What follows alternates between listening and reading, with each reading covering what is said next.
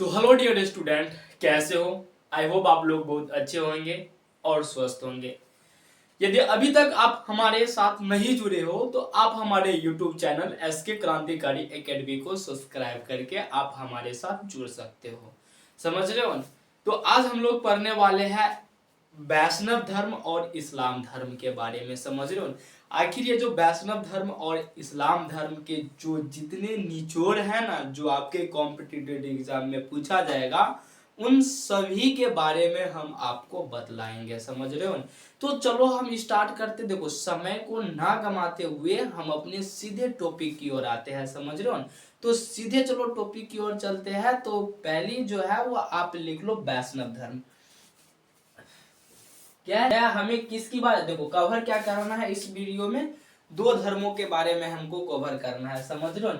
एक हो जाएगा आपका वैष्णव, क्या होता है वैष्णव, क्या होता है वैष्णव धर्म, क्या हो जाएगा, एक हो जाएगा आपका वैष्णव धर्म हो जाएगा, और एक हो जाएगा आपका इस्लाम धर्म। क्या होता है, इन दोनों धर्मों के बारे में आज हमें देखनी है। समझ रहे हो? तो चलो हम सबसे पहले वैष्णव धर्म के बारे में पढ़ते हैं, और डन उसके बाद हम लोग इस्लाम धर्म के बारे में पढ़ेंगे। समझ रहे हो?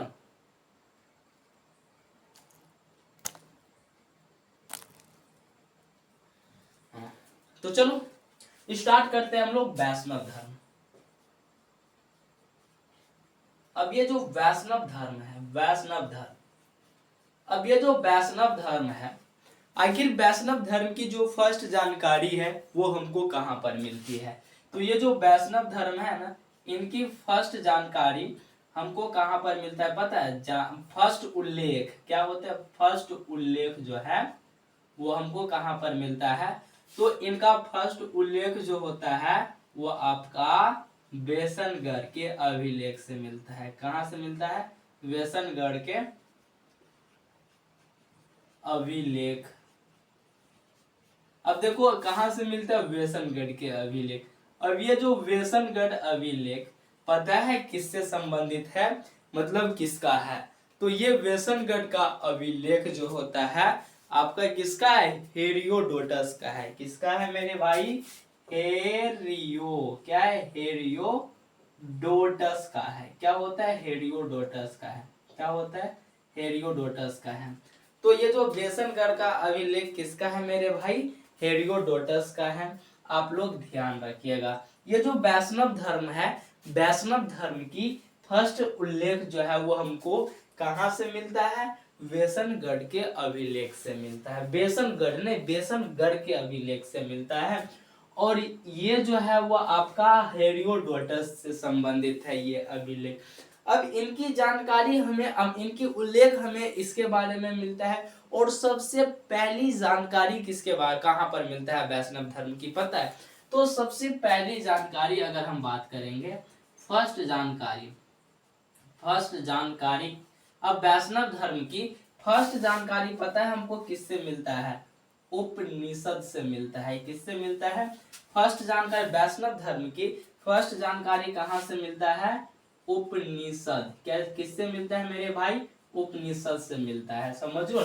अब ये जो उपनिषद जो है ना मेरे भैयों, दो शब्दों से मिलकर बना है। उपनिषद कितने शब्दों से मिलकर बना है? दो शब्दों से मिलकर बना है, एक उप और एक निषद। क्या है? एक हो जाता है आपका उप और एक हो जाता है निषद।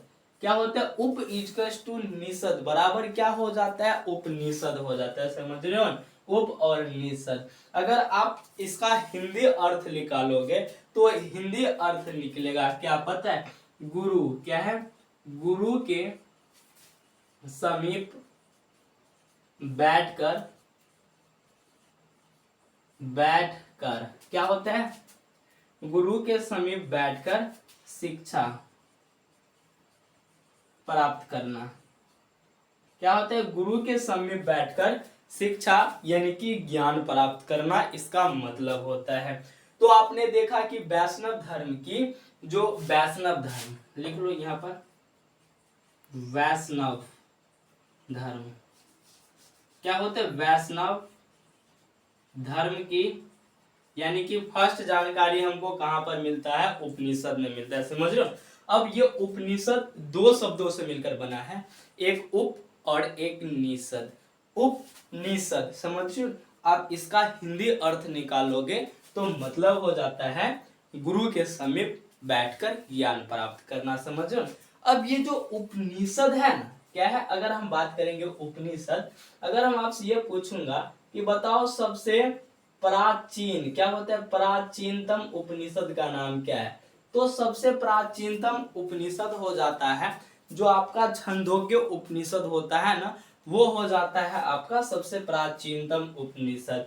तो छंदोग्य क्या हो जाता है, छंदोग्य उपनिषद क्या होता है, छंदोग्य उपनिषद जो है वो सबसे प्राचीन उपनिषद हो जाता है।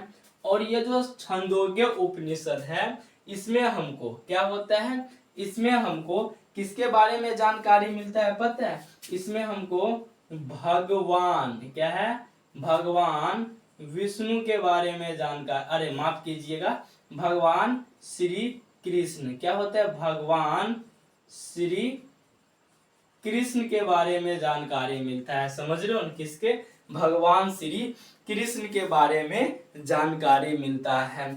अब ये जो इसमें हमको छंदोग्य उपनिषद में भगवान श्री कृष्ण के बारे में, यानी कि पहली बार, यानी कि फर्स्ट बार भगवान श्री कृष्ण की हमको उल्लेख मिलता है छंदोग्य उपनिषद में। और ये पता है भगवान श्री कृष्ण क्या है, भगवान श्री कृष्ण कौन से कबीला से था, समझ रहे हो, भगवान श्री कृष्ण जो है ना वो आपके वृषण कबीला से था। कौन से कबीला से था मेरे भाई, भगवान श्री कृष्ण वृषण कबीला से था। आई होप यहाँ तक किसी को कोई दिक्कत नहीं हुआ होगा। अब ये जो आपका उपनिषद है ना, क्या है, ये जो उपनिषद है इसकी संख्या पता है कितना है, 108 है। उपनिषद की संख्या कितनी है मेरे भाइयों, 108 है। कोई दिक्कत नहीं है यहाँ तक। अब देखो चलो एक बार रिवीजन मारते, देखो इससे कुछ और पढ़ लेते उसके बाद रिवीजन मारेंगे। अब देखो सबसे प्राचीनतम उपनिषद का नाम क्या हो जाता है, छंदोग्य उपनिषद हो जाता है, समझ रहे हो। और ये जो छंदोग्य उपनिषद है इसमें हमको पहली बार जो है वो भगवान श्री कृष्ण का उल्लेख मिलता है। और इसमें बताया गया है कि भगवान श्री कृष्ण जो है ना वो वृषण कबीला के था, समझ रहे हो। आपने देखा उपनिषद को देख लिए। अब उपनिषद में से एक जीरो हटा दोगे तो मतलब जो होता है वो आपका पुराण हो जाता है। क्या हो जाता है, पुराण। अब पुराण आ जाता है, क्या आ जाता है, पुराण। अब ये जो पुराण है मेरे भाई, सबसे पहले इसमें आप ये याद रखो कि इसकी संख्या कितनी है। पुराण की संख्या कितनी है, तो पुराण की संख्या 100, माफ कीजिएगा, पुराण की संख्या जो होता है वो 18 पुराण है। क्या है, 18 पुराण है। और इन 18 पुराण में अगर हम ये पूछो कि बताओ सबसे प्राचीनतम पुराण का नाम क्या है, तो 18 पुराणों में से सबसे क्या है, सबसे प्राचीनतम क्या होते हैं, प्राचीनतम पुराण का नाम हो जाता है, सबसे प्राचीनतम पुराण का नाम हो जाता है आपका मत्स्य पुराण। कौन सा पुराण हो जाता है, मत्स्य पुराण हो जाता है। तो आई होप आप सभी को यहाँ तक हमारी बातें जो है वो समझ में आया होगा। अब ये जो, अब देखो सबसे पहले हम वैष्णव धर्म के बारे में पढ़ रहे थे, समझो। ये जो वैष्णव धर्म का हमको फर्स्ट उल्लेख जो है वो बेसनगढ़ के अभिलेख से मिलता है, समझ लो। और ये बेसनगढ़ जो है वो हेरोडोटस से संबंधित है। क्या बेसनगढ़ का अभिलेख किसका है, हेरोडोटस का है, समझ रहे हो। कोई दिक्कत नहीं है यहाँ तक, कोई दिक्कत नहीं। अब देखो हमको उल्लेख मिलता है किस में, अभिलेख में, बट जानकारी जो होता है वो सबसे पहली जानकारी हमको उपनिषद में मिलता है। अब उपनिषद के बात करूंगा तो इसकी संख्या 118 होता है। और उपनिषद जो है ना वो दो शब्दों से मिलकर बना हुआ है, एक उप और एक निषद। उप प्लस निषद बराबर क्या हो जाता है, उपनिषद हो जाता है। जब इसका हिंदी अर्थ निकालोगे ना तो उपनिषद का मतलब होता है गुरु के समीप बैठकर ज्ञान प्राप्त करना, समझ रहे हो। अब उपनिषदों में अगर हम बात करेंगे सबसे प्राचीन उपनिषद कौन है, तो सबसे प्राचीन उपनिषद आपका छंदोग्य उपनिषद हो जाता है, समझ रहे हो। और इन छंदोग्य उपनिषद में हमें भगवान श्री कृष्ण के फर्स्ट जानकारी मिलती है, यानी कि पहली बार उल्लेख मिलता है। और इसमें जब पहली बार भगवान श्री कृष्ण की उल्लेख मिलती है तो ये भी बताया गया है कि भगवान श्री कृष्ण जो है ना वो वृषण कबीला के थे, समझ लो। अब हम आते हैं पुराण। पुराण की संख्या जो है वो 18 है और सबसे प्राचीनतम पुराण आपका मत्स्य पुराण हो जाता है। आई होप आप सभी को हमारी बातें जो है यहाँ तक आप सभी को बहुत अच्छी तरह से समझ में आया होगा। अगर नहीं आया है तो आप कमेंट कर सकते हो, हम 110% आपको जवाब देंगे, समझ रहे हो। तो चलो हम चलते हैं अगले टॉपिक की ओर।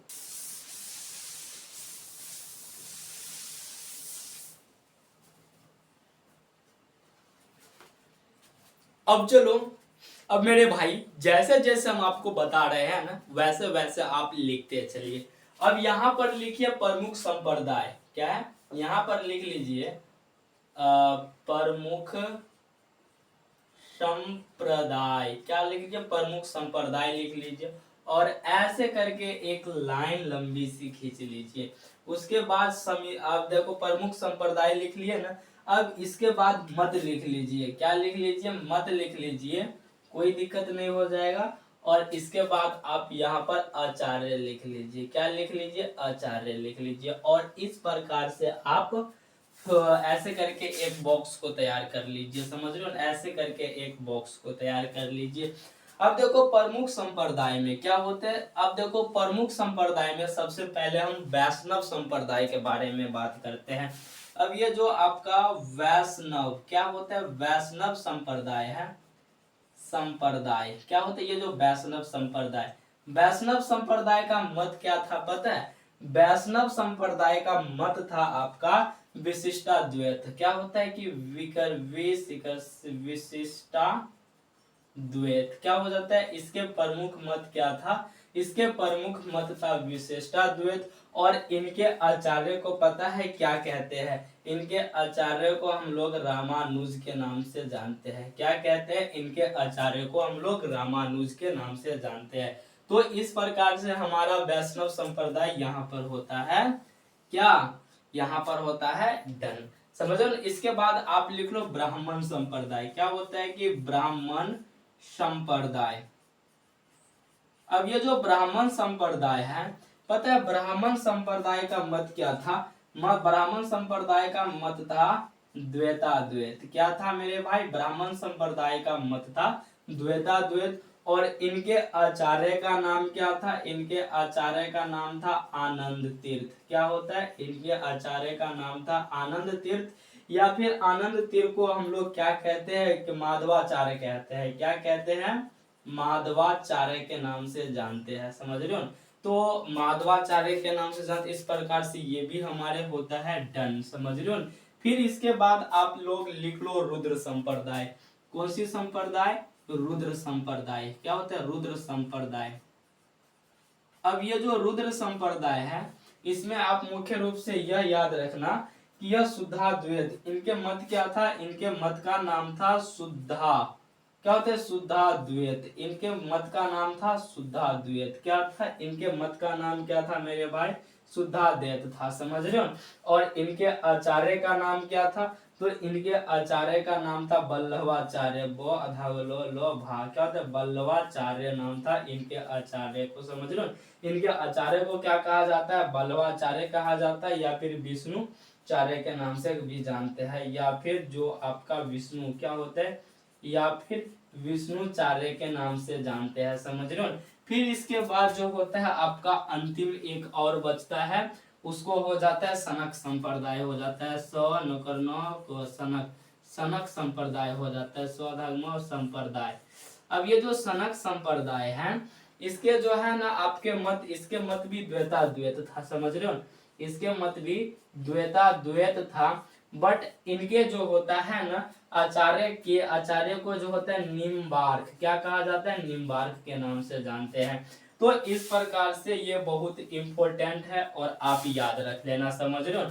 अब देखो ये जो प्रमुख संप्रदाय मत और आचार्य को याद रख लेना। ये जो प्रमुख संप्रदाय में जो वैष्णव संप्रदाय का मत पता है क्या था, विशिष्टाद्वैत इनका मत था, समझ रहे हो। और इनके आचार्य को रामानुज कहा जाता है। और ब्राह्मण संप्रदाय जो है, अगर हम इसके बात करते हैं तो इसके मत द्वैताद्वैत था और इसके आचार्य को आनंद तीर्थ या फिर क्या कहा जाता है, माधवाचार्य कहा जाता था। क्या कहा जाता है मेरे भाई, माधवाचार्य कहा जाता है। अब हम बात करते हैं रुद्र संप्रदाय के।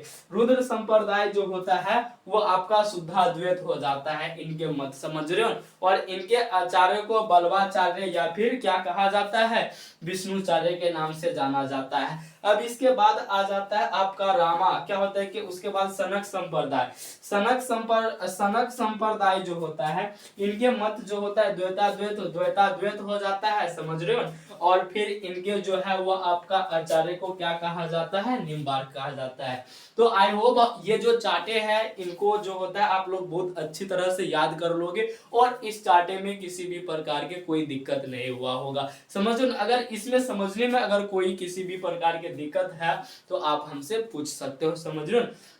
अब देखो हम लोग वैष्णव धर्म के बारे में पढ़ रहे थे।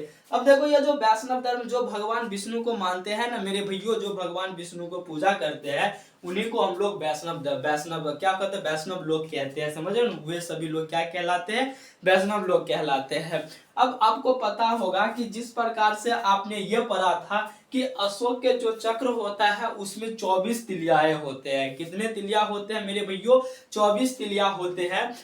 ठीक इसी प्रकार ये जो भगवान विष्णु है ना, विष्णु के चक्र में पता है कितने तिलिया होता है। भगवान विष्णु क्या होता है, भगवान क्या होता है, भगवान क्या होता है, भगवान विष्णु क्या होता है, भगवान विष्णु के सुदर्शन क्या है, सुदर्शन क्या होता है, भगवान विष्णु के सुदर्शन चक्र में पता है कितनी तिलिया है, 6 तिलिया है। क्या होता है, 6 तिलिया है। भगवान विष्णु के सुदर्शन चक्र में कितने तिलिया है मेरे भाई, 6 तिलिया है। और इसके बाद जो है ना ये जो वैष्णव धर्म है, वैष्णव धर्म में भगवान विष्णु के 10 धर्मों के बारे में 10 अवतारों के बारे में उल्लेख मिलता है। कितने, तो इसमें जो होता है वो भगवान क्या है मेरे, भगवान विष्णु क्या है, भगवान विष्णु के 10 अवतार के बारे में बताया गया है। अवतार क्या होता है, अवतार के बारे में बताया गया है। और इन 10 अवतार में क्या होता है, इन 10 अवतार में पता है सबसे अंतिम अवतार कौन था, तो इन 10 अवतारों में सबसे अंतिम अवतार का नाम था कल्कि। क्या होता है, सबसे अंतिम अवतार का नाम था कल्कि।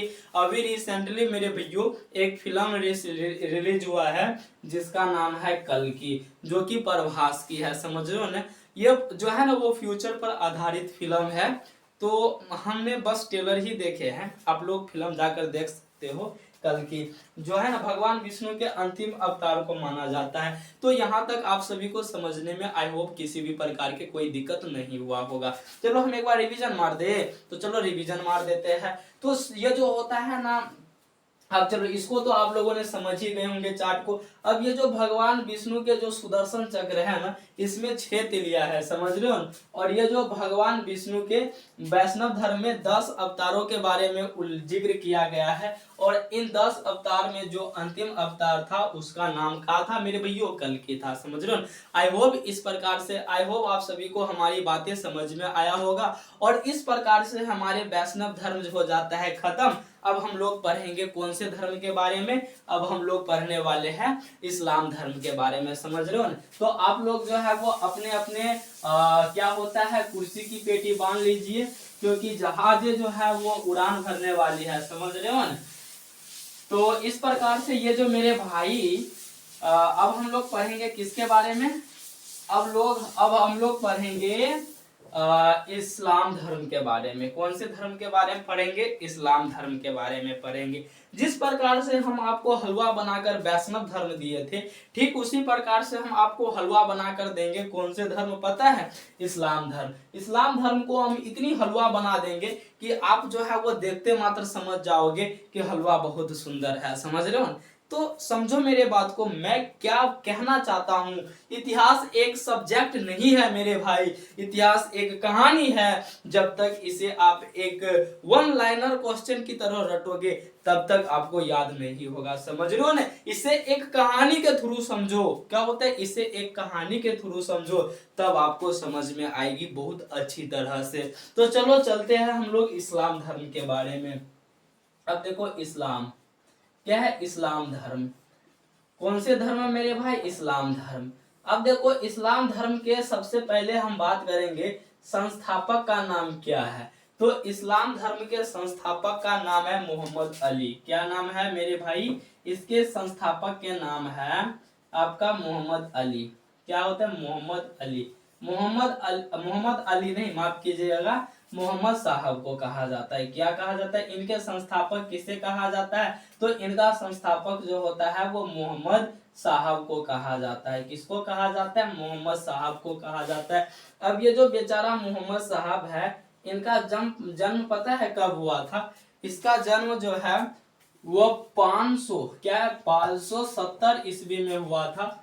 कहाँ पर हुआ था? 570 ईस्वी में हुआ था। और कहाँ पर? मक्का में हुआ था। कहाँ पर हुआ मेरे भाई? मक्का में हुआ। आई होप हमारी बातें यहाँ तक आपको समझ में आ गई होगी। अब ये जो मोहम्मद साहब हैं, इनके पता है इनके पिता का नाम क्या था? इनके पिता का नाम था मोहम्मद अब्दुल्ला। क्या था? मोहम्मद अब्दुल्ला। मोहम्मद अब्दुल्ला इनके पिता का नाम था। और इनके पता है माता का नाम क्या था? इनके माता का नाम जो होता है वो अमीना थी। क्या थी मेरे भाई? इनके माता का नाम अमीना थी। और इनके पत्नी का नाम पता है? इनके पत्नी का नाम जो होता है वो खादीजा। क्या थी मेरे भाई? इनके पत्नी का नाम खादीजा थी। समझ रहे हो? तो यहाँ तक हमारी बातें आपको बहुत अच्छी तरह से समझ में आ गई होगी। अब पता है इनकी एक पुत्री भी थी। क्या होता है? मोहम्मद साहब की एक पुत्री भी थी। क्या थी मेरे भाई? इनकी एक पुत्री भी थी। और इस पुत्री का नाम पता है क्या है? इस पुत्री का नाम है फातिमा। क्या होता है? इस पुत्री का नाम क्या है? फातिमा। तो इस प्रकार से आपने देखा कि ये जो इस्लाम धर्म के संस्थापक कौन है? इस्लाम धर्म के संस्थापक जो होता है वो मोहम्मद साहब को कहा जाता है। अब मोहम्मद साहब का जन्म जो होता है वो 570 ईस्वी में हुआ था। समझ रहे हो? कहाँ पर हुआ? मक्का में हुआ था। इनके मोहम्मद साहब के पिता का नाम क्या था? तो मोहम्मद अब्दुल्ला था। समझ रहे हो? और इनके माता का नाम क्या थी? अमीना थी। समझ रहे हो? इनके पत्नी का नाम क्या थी? खदीजा थी। और इनके पुत्री का क्या नाम थी? फातिमा थी। तो इस प्रकार से जो है आप लोग यहाँ तक देख लिए हो। अब चलो इसके आगे चलते हैं हम लोग।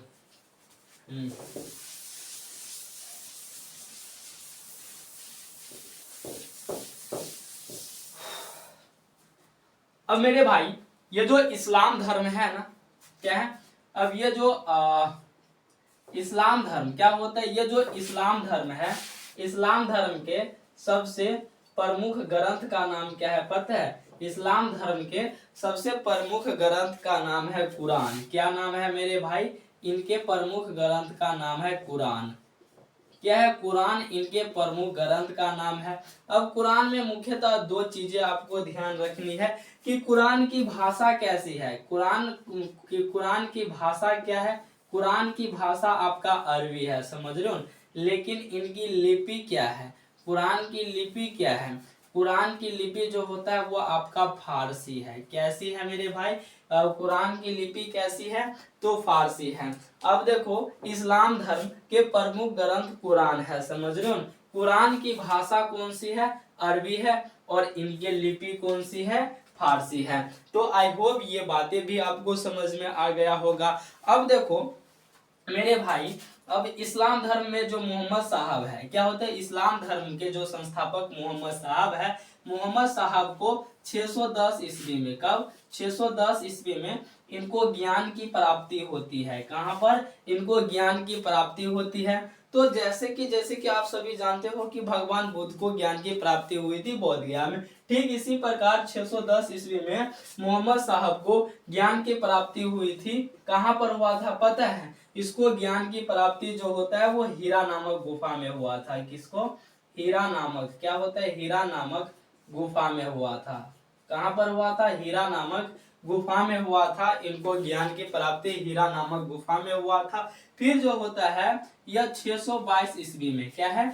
622 ईस्वी में यह मक्का से, क्या होता है? मक्का से मदीना, क्या होता है? मक्का से मदीना यह यात्रा पर चले थे। समझ लो, जब यह 622 ईस्वी में मक्का से मदीना चले थे तो पता है यह एक संवत को स्टार्ट कर दिया। क्या कर दिया? यह एक संवत को स्टार्ट कर दिया और इस संवत को हम लोग हिजरी संवत कहते हैं। कौन सी संवत मेरे भाई? हिजरी संवत के नाम से जानते हैं। इस संवत को क्या कहते हैं? इस संवत को हिजरी संवत कहते हैं। तो आई होप हमारी यह बातें आपको बहुत अच्छी तरह से समझ में आ गया होगा। तो ये जो इस्लाम धर्म है, इस्लाम धर्म में क्या थे? इनके संस्थापक का नाम था मोहम्मद साहब। अब मोहम्मद साहब को 610 ईस्वी में इन्हें ज्ञान की प्राप्ति हुई थी हीरा नामक गुफा में। समझ रहे हो ना? कौन सी गुफा में? हीरा नामक गुफा में। अब मोहम्मद साहब जो है वो 622 ईस्वी में मक्का से मदीना के यात्रा पर गए थे। तो इन्होंने एक संवत चला दिया था जिसे हम लोग क्या कहते हैं? हिजरी संवत कहते हैं। तो आई होप हमारी बातें जो है यहाँ तक आपको समझ में आई होगी। तो चलो अब यहाँ से आगे की जो क्वेश्चन है उनको हम लेकर चलते हैं।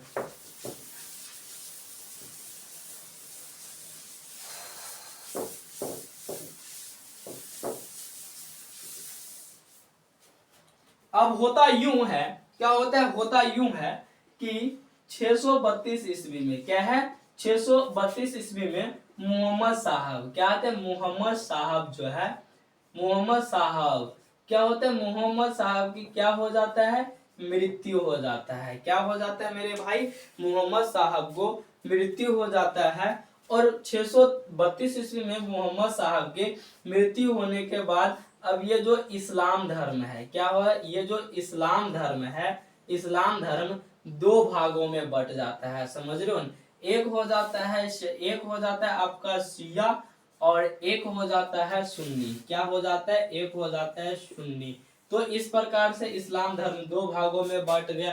अब ये जो सुन्नी थी ना, यह जो है वो मोहम्मद साहब के, क्या होता है? मोहम्मद साहब के कथनों, क्या होता है? कथनों एवं, क्या होता है? कथनों एवं जो कार्य में विश्वास रखते थे। क्या? कथनों एवं कार्यों में क्या रखते थे मेरे भाई? विश्वास रखते थे। और ये जो है ना, ये जो है इसमें क्या हुआ कि ये जो मोहम्मद साहब के मरने के बाद जो है इनके उत्तराधिकारी, क्या होता है? इनके उत्तराधिकारी जो होता है वो कौन बना? तो इनकी उत्तराधिकारी जो होता है वो आपका अली बना। समझ रहे हो? अब हुआ यूं कि अली को किसी ने हत्या कर दिया। समझ रहे हो? फिर अली के जगह पर कौन आया? अली के बेटा आया था जिसका नाम था हुसैन। क्या नाम था मेरे भाई? अली के बेटा का नाम क्या था? हुसैन। अब देखो हुसैन, अब ये जो हुसैन को भी किसी ने हत्या कर दिया। समझ रहे हो? क्या है? ये हुसैन को भी किसी ने हत्या कर दिया था। अब इस प्रकार से ये जो धर्म है, क्या कहते हैं? इस प्रकार से ये जो सुन्नी है यह एक विकराल रूप ले लिया। समझ रहे हो? और ये जो शिया है यह दिन प्रतिदिन गिरता गया। यही कारण था कि जब क्या होता है कि जब मोहम्मद साहब की मृत्यु हुई थी तो इस्लाम धर्म दो भागों में बट गया था। समझ रहे हो? एक था आपका शिया और एक था सुन्नी। जब हम बात करते हैं शिया में जो भी आए थे इनके जो प्रमुख थे, मतलब कि जो सेना के नेतृत्व करता है उसे क्या कहते हैं? सेनापति कहते हैं। समझ रहे हो? तो इसमें जो आया ना उत्तराधिकारी वो मोहम्मद साहब के दामाद था जिसका नाम था अली। अब अली के किसी ने हत्या कर दिया। फिर अली के जगह पर कौन आया? हुसैन, जो कि अली के बेटा था। अब इसको भी किसी ने हत्या कर दिया। तो इस प्रकार से ये धर्म भी कंप्लीट होता है। तो आई होप आपको हमारी यह क्लासेस समझ में आया होगा। तो समय को मद्देनजर रखते हुए हम अपने क्लास को यहीं पे विराम करते हैं। तो इस प्रकार से हमारे कौन सी धर्म बाबू, वैष्णव धर्म और इस्लाम धर्म क्या हो जाता है, खत्म हो जाता है। और अगले टॉपिक में हम लोग किसके बारे में पढ़ेंगे मेरे भाई, और से और धर्म है उनके बारे में पढ़ेंगे, समझ रहे हो। तो फिलहाल अभी के लिए इतना ही है। तो अगर अभी तक आप हमारे साथ नहीं जुड़े हो तो आप हमारे YouTube चैनल SK क्रांतिकारी एकेडमी को सब्सक्राइब करके आप हमारे साथ जुड़ सकते हो, समझ रहे हो ना। जो भी भाई जनरल कंपटीशन की तैयारी कर रहे हैं, या फिर जो बिहार पुलिस हो गया, SSC MTS हो गया, या फिर किसी भी इंट्रेंस एग्जाम की तैयारी कर रहे हैं, चाहे वो DLED हो या फिर जो भी एग्जाम हो ना, जो भी एंट्रेंस एग्जाम हो जो इनके तैयारी कर रहे हैं, उसमें पता है यह बहुत आपको फायदा पहुंचाने वाली है। तो अपने अपने प्यारे प्यारे उंगलियों से लाइक के बटन और शेयर को बटन को दबाना नहीं भूलिएगा, समझ रहे हो ना। तो हाँ, आप हमारे चैनल को सब्सक्राइब करना भी नहीं भूलिएगा। तो साथियों, आपको जितना हो सके उतना हमारे क्लासेस को शेयर कीजिए, समझ रहे हो, ताकि हर बच्चा पढ़ सके और आगे बढ़ सके, समझ रहे हो ना। तो आज के लिए हम इतना ही रखते हैं। तो कल हम लोग अगले लेक्चर में मिलते हैं। अभी के लिए बाय बाय।